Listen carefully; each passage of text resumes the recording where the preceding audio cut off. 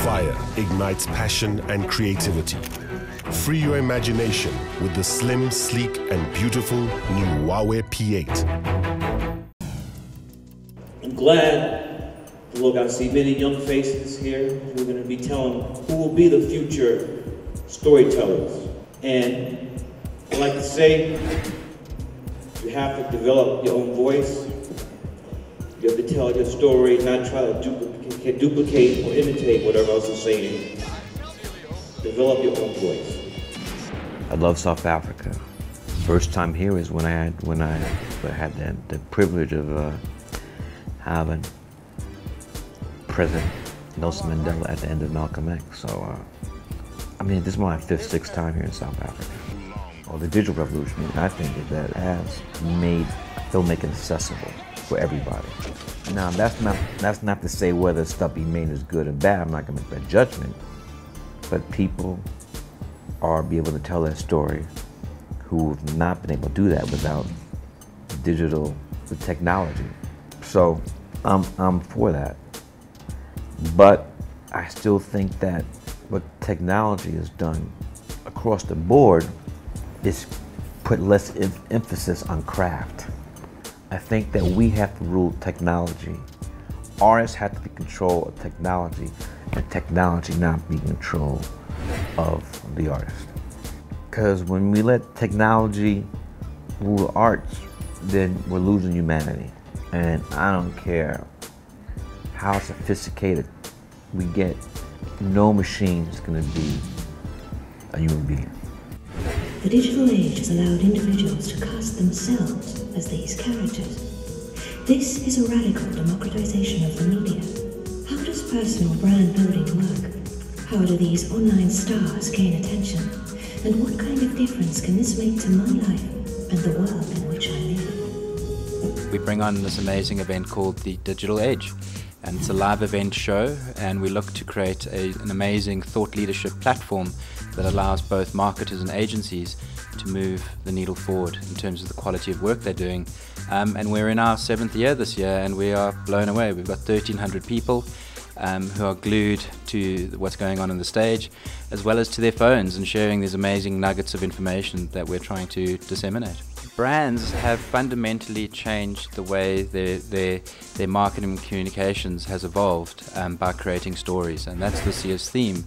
And brands are now struggling to work out how do they create stories amidst the clutter, how do they share that with all the technology available, and how do they create context that drives engagement and ultimately ROI, because it can't just be about amazing brand stories that don't resonate at the bottom line.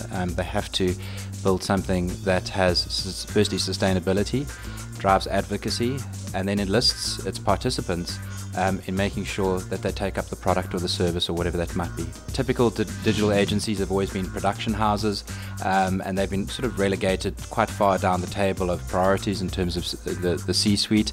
And then you've had traditional agencies who've been able to create brand narratives in terms of TV advertising, radio, etc. And what's happened now is that there's been a land grab for the middle, where traditional agencies are trying to equip themselves with digital skills, and vice versa, digital agencies are trying to move into the traditional space and become fully integrated.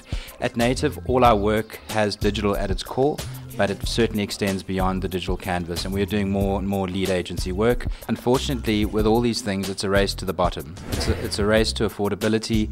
Unfortunately, uniqueness of content is where they're going to have to find their way in finding some level of premium payment, and my sense is that it's just going to explode content more and more. You can see Amazon, Spike Lee's here today, and his latest film that's coming out, Chirac, has been funded by Amazon. So you've seen Showmax launch. All of these elements tell us that yes, the content is valuable, and streaming is not unique anymore. It's about the content, and they're going to have to find better and better content. The event started actually as a podcast many years ago, and has since blown up to become one of the key marketing events in the industry calendar. From a Twitter perspective, we are reaching millions of people at the moment. We have a probably one of the best teams from a social media perspective that is busy on the background, tweeting, Facebooking, and also Instagramming the event.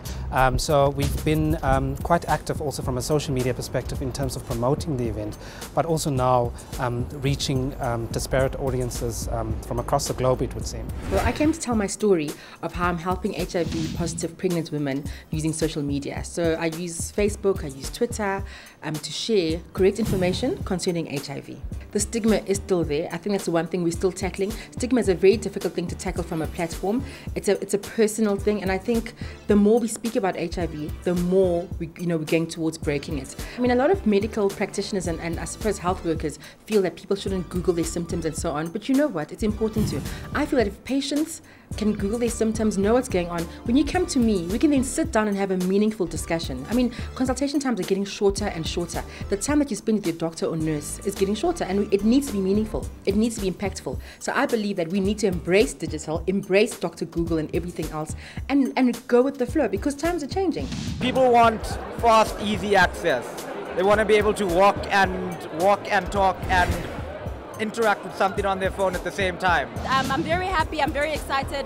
I've come up with so many ideas from all the things that they've been talking about. All the traditional elements of media are slowly going to fade away, and that's slowly going to isolate the people who do not have access to these digital platforms.